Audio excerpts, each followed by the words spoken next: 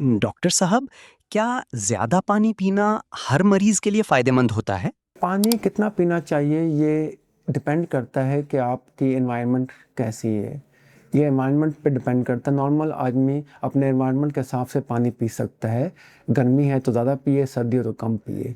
पानी ज़्यादा पीना सिर्फ उन पेशेंट में फ़ायदेमंद है जिसमें कुछ बीमारियाँ होती है, जैसे रीनल स्टोन अगर आपको बार-बार बनते हो तो उसमें पानी ज़्यादा पीने से आपके स्टोन फॉर्मेशन कम हो जाती है। या अगर आपको थैलियों का मसला है तो उसमें भी पानी ज़्यादा पीने से आपकी थैलियाँ बनने की प्रोसेस कम हो सकती है। इसके अलावा अगर आप बहुत ज़्यादा पानी बगैर किसी वजह से पीते हैं तो उसकी वजह से भी मसला हो सकता है।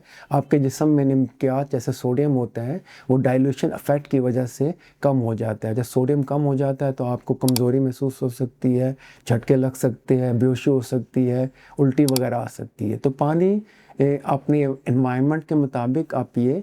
वैसे नॉर्मली एक आदमी को 1.5 से 3 लीटर पानी अगर पी ले तो उसके लिए इनफ होता है, डिपेंड अपॉन एनवायरनमेंट। तो पानी ज़्यादा पीना भी कोई अच्छी बात नहीं और कम पीना भी कोई अच्छी बात नहीं। अपने एनवायरनमेंट के हिसाब से अगर आप नॉर्मल फिजिकल मेंटली है तो एनवायरनमेंट को देखते हुए आपने पानी पीना है और उसको यूज़ करना है। मेरा नाम डॉक्टर अहमद यास है। मैं consultant nephrologist, kidney transplant physician हूँ। साहिवाल टीचिंग हॉस्पिटल और जिना मेडिकल कॉम्प्लेक्स से मुंसलिक हूँ। अपॉइंटमेंट के लिए नीचे दिए हुए नंबर से रब्ता कर सकते हैं। Thank you very much.